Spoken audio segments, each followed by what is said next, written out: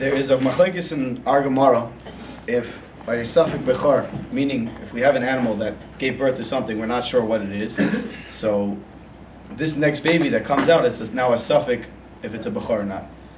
So there's machlekes in our Gemara between Rav Nuna and Rabbah. If the kohen was taikveh, we say tak for kohen ein matzin or matzin. So Rav Nuna says tak for kohen ein matzin miyodeh, and Rabbah says tak for kohen matzin miyodeh. Rav Chanina brings a proof to Rabbah.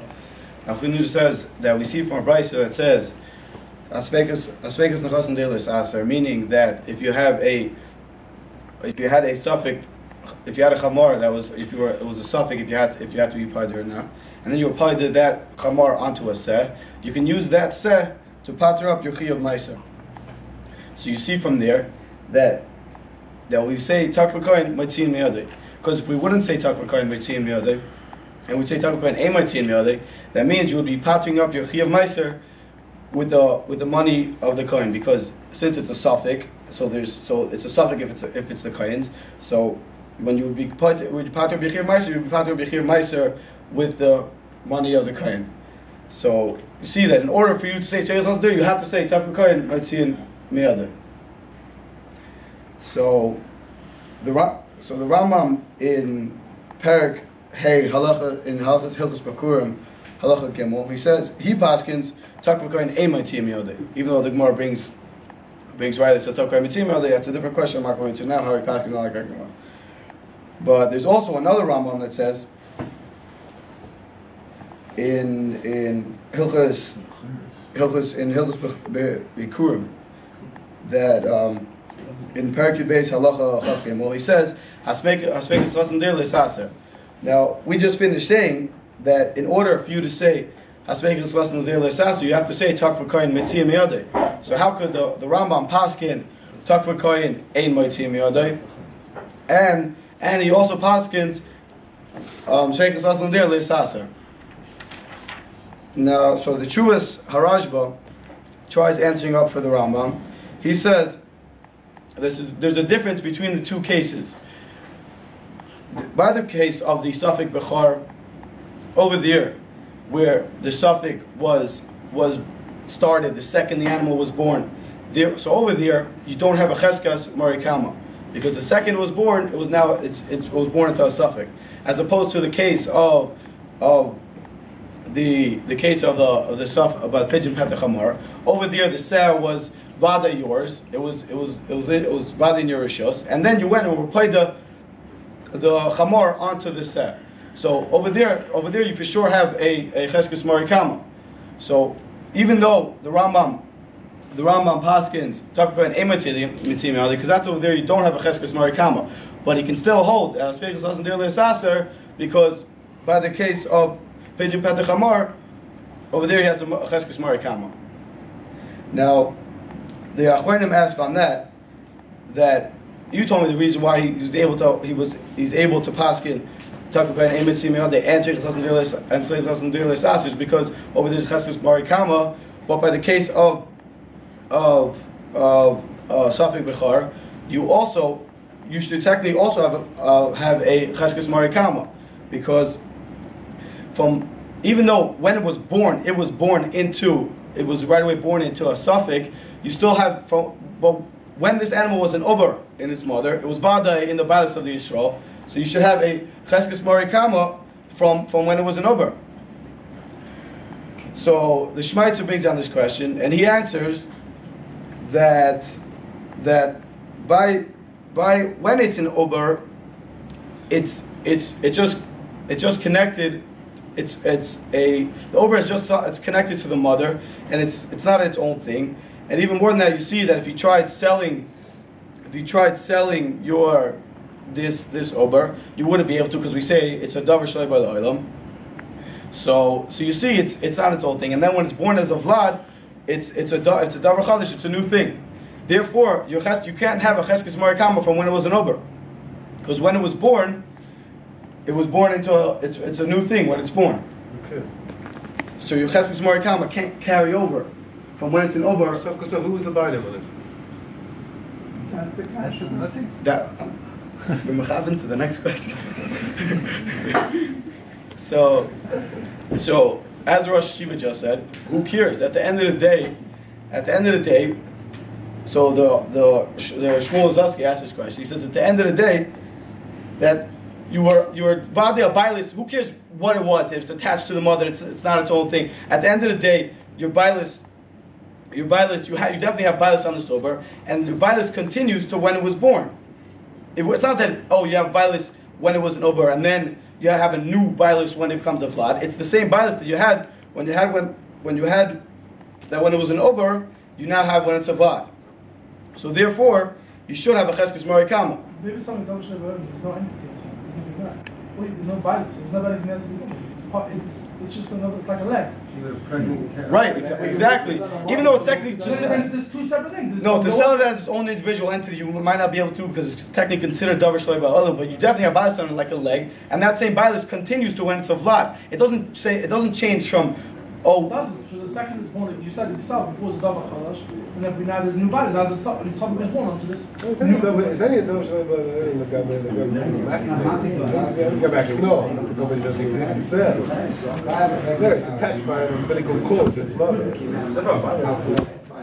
Go back. No, it's Davar Shalei Ba'olam. Go back. No, it's good. Yeah.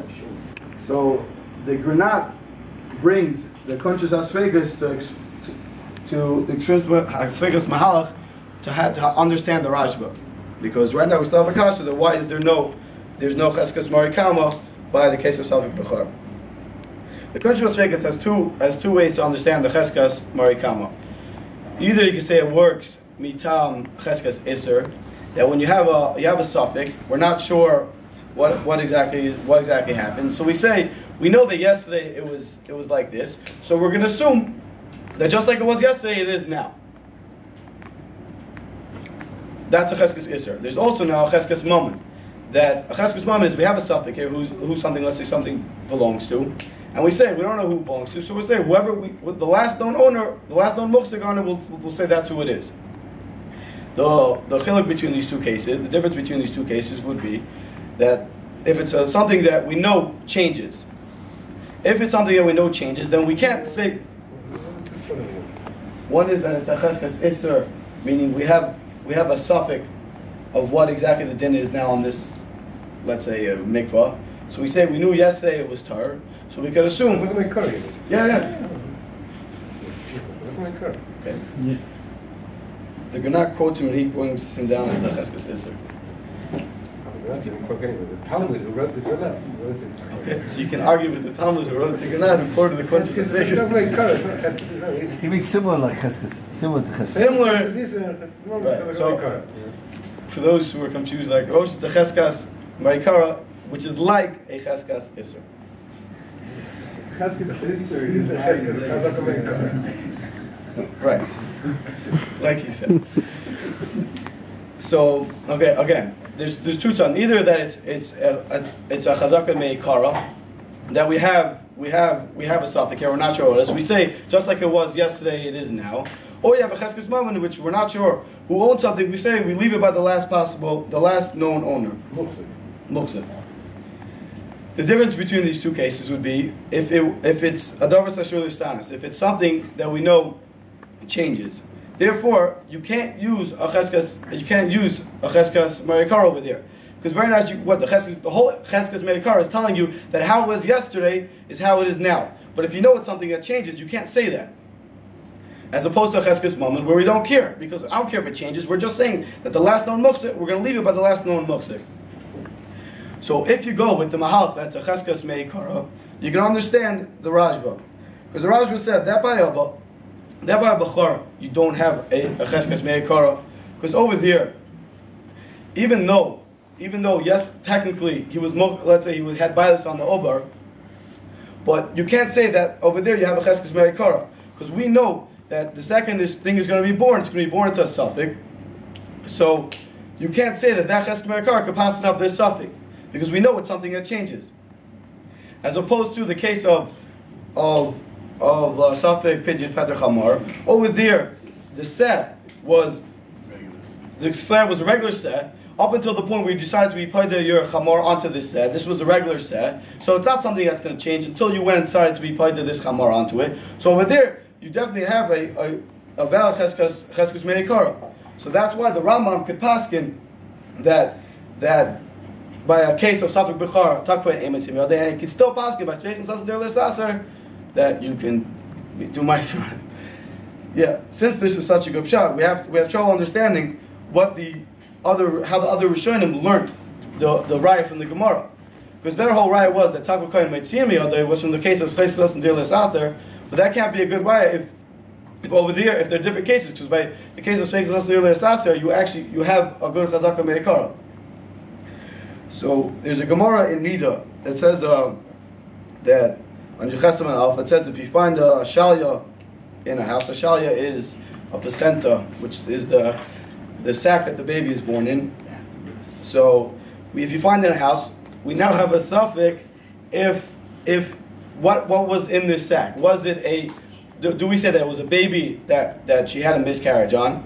So now the house is tamei, or there was never anything in it and the house is tar. So we say anytime we have a suffix tar or tamei inside of Shasa Yachid, we always say it's tamei.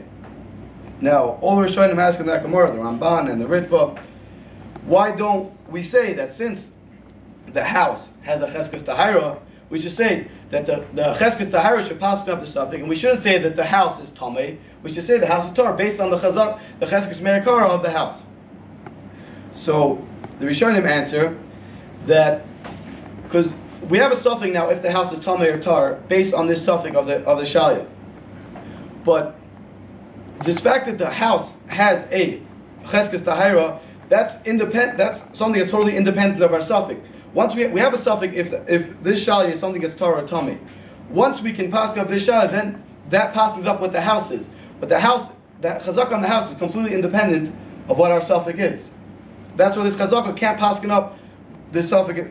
That's why this chazaka of the house can't pass up the suffix of the shalya. So with the same logic, you can apply this back to the set. The set, we now have a suffix in the set if it's a bechar or not. But that suffix in the set is only based on the original suffix of the chamor, if it's a bechar or not. So the din on the set is only going to be a teitzah of what the real din on the chamor would be. So to say that the cheskes meikara of the set should pass up our suffix, that you can't say, because that chazaka is completely independent of our suffix, because our real suffix is if the chamor was a bechar or not. So that's why even by the case of a sveikus chassan der lesaser, you don't have a cheskes meikara. That's why it's faglipid just to say that according to those Rishonim that you do have a good raya.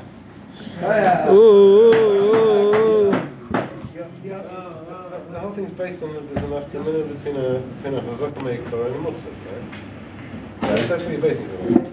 So why can't you say that? That was mechari. Hold the chazaka meikara is within muksat.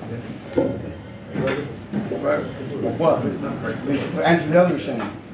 Yeah, you could technically say that. This makes the life more less.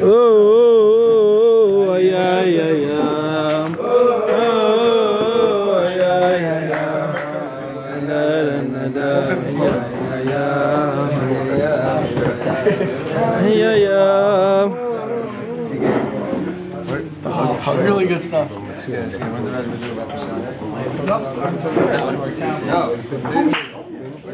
Lens is not the same. According to just until now, explain the Rishonim. You didn't check if I got it. Right. No.